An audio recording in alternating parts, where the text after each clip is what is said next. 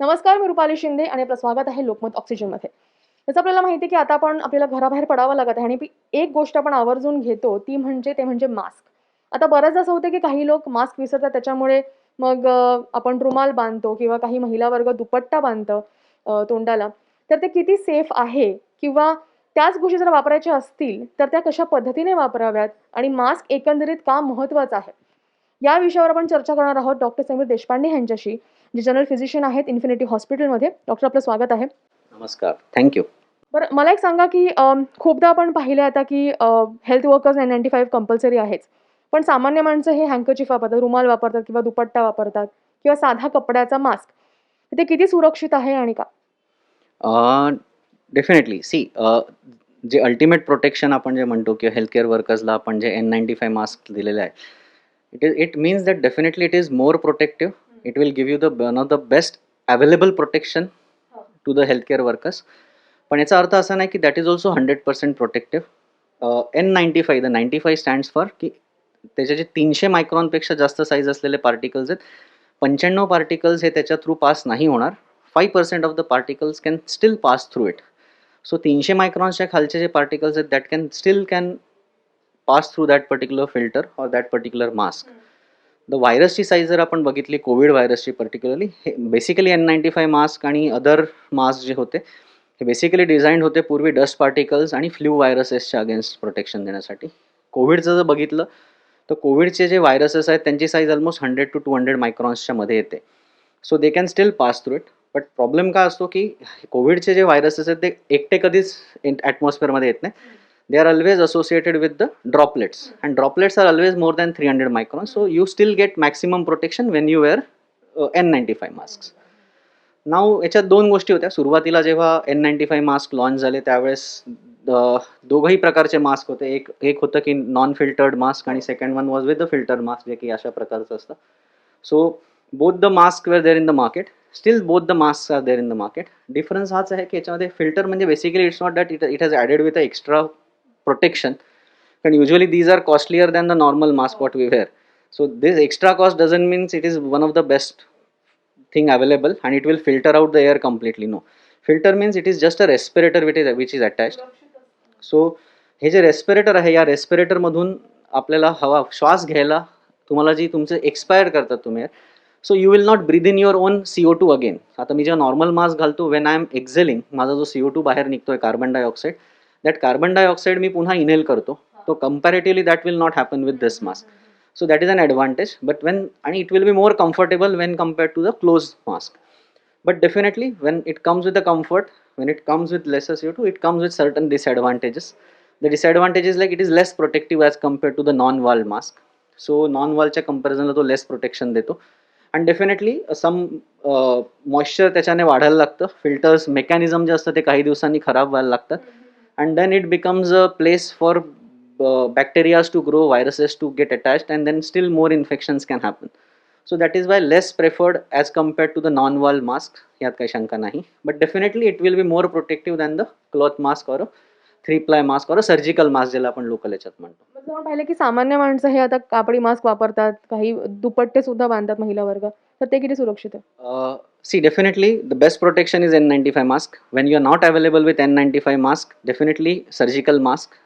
त्याच्यानंतर 3-ply mask. And if you are not okay with that, or if you are not the masks are not available to you, then definitely you should go with a cloth mask.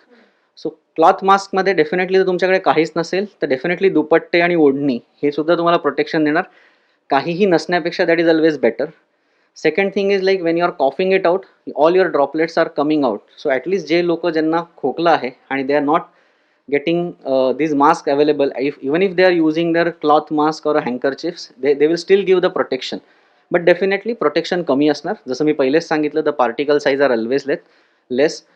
100 ते 200 मायक्रॉनचा virus आहे, 300 मायक्रॉन्सचे particles आहेत. So they can easily pass through the cloth. So they are not safe at all, but they are better than nothing. कारण जर दोघी लोकांनी समजा दोघंही लोक जर घालत आहेत तर रेट ऑफ ट्रान्समिशन म्हणजे ज्यांना खोकला आहे, जे सिम्टमॅटिक आहेत पेशंट आणि जे असिम्टमॅटिक पेशंट्स आहेत, if both are wearing the mask, the transmission rate is always less than 2%. and if both are not wearing the mask, it is almost 80 to 90% transmission will happen. If a person who is having a cough that is also wearing a mask, then still that is more protected. So less than 15 to 20% transmission rate. It is less than 2% chances of transmission is there. So that's why government is also saying, even if you don't have anything, you at least wear a cloth mask, or you at least wear a handkerchief or a dupatta. So at least things will get covered. सगळेचे सगळे particles directly expose होत नाही in the environment ला, and the particular some sort of a protection is achieved. It is आपण असं म्हणू शकतो की it is something better than nothing. So काही न घालण्यापेक्षा ते better आहे. But definitely those who have got a chance, ज्यांच्याकडे एक्सपोजर आहे, ज्यांना N95 मास्क अवेलेबल होऊ शकतात, आणि आता प्राइजेस बऱ्यापैकी कमी झालेले आहेत. So I personally feel so when the prices are reduce, government is still bringing in the policies to reduce the prices further. आपण definitely we should always opt for N95 mask. At least people who are working in a high risk environment now.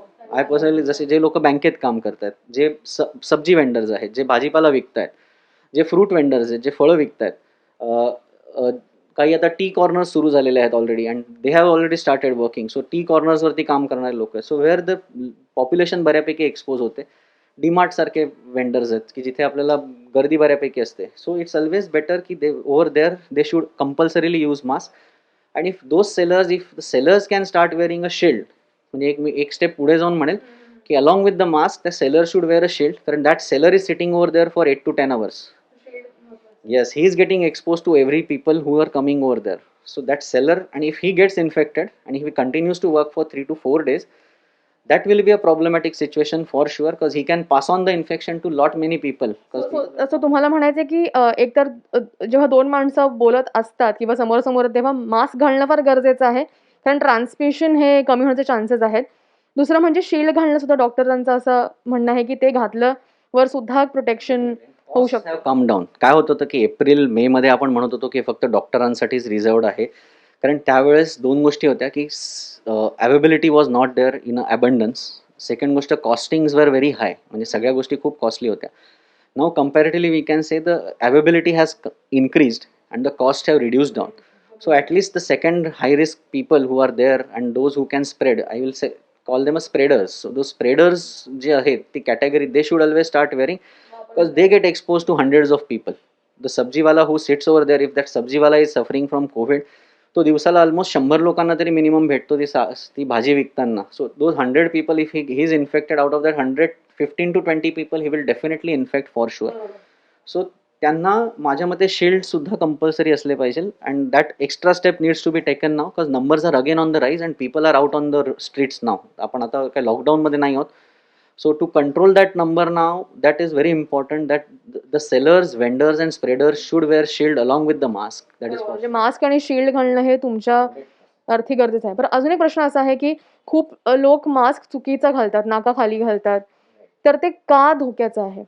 C त्याच्यात दोन प्रकार मी आता हे करतो, observe करतो. एक असतं की नॉन मेडिकल फील्डमध्ये लोकांना have that habit of wearing the mask like this, किंवा ते ओढून खालती करून ठेवतात, गळ्यावरती मास्क असतो.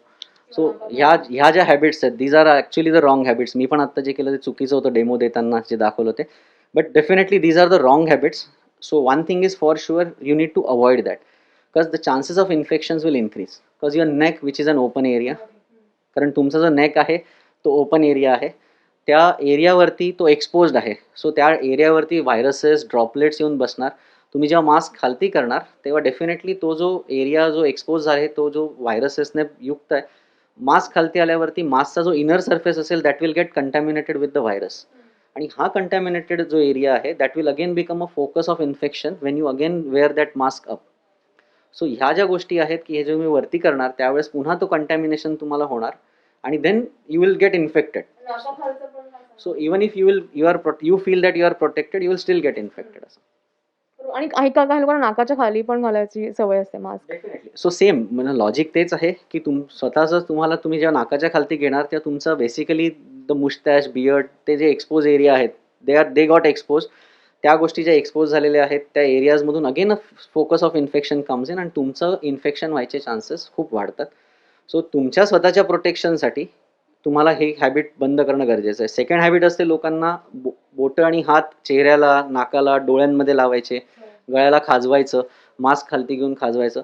अगेन ही खूप रिस्की सवय आहे, कारण तुमचे हात सगळीकडे लागत असतात and you can still spread the infection, की तुमच्या हातावर व्हायरसेस आहेत and you can spread that infection inside. आणि ह्या गोष्टी पुन्हा रिस्की असू शकतात. So nothing is full proof in this world, की बाबा हे सगळं नाही केलं तर तुम्ही 100% प्रोटेक्टेड आहात असं मी बिलकुल म्हणत नाही. पण डेफिनेटली हे जर केलं तर तुम्ही मॅक्सिमम प्रोटेक्शन घेऊन आहात. तुमचे चान्सेस ऑफ गेटिंग कंटॅमिनेशन्स खूप कमी होतात. सो या गोष्टी खूप महत्त्वाच्या असणार आहेत, जे की आपल्याला माहिती असणं गरजेचं आहे. ह्याचबरोबर असं नाही की फक्त मास्क आणि ह्याच गोष्टी महत्त्वाच्या आहेत. 2-3 गोष्टी मला पुन्हा एकदा ॲड करेल मी, कारण ते नेहमी गव्हर्नमेंट पण म्हणत आलेलं आहे. महाराष्ट्र सरकार म्हणत आलेलं आहे आणि प्रत्येक त्यांच्या ह्याच्यात ह्या गोष्टी आहेत, की मास्क, हँड सॅनिटायझेशन आणि सोशल डिस्टन्सिंग या 3 गोष्टींवरती सगळ्यांचाच भर असला पाहिजे. आणि म्हणून मी ते पुन्हा तिघंही पॉईंट सांगेल, की मास्क घालणं along with the shield definitely, that is for sure for high risk people and spreaders.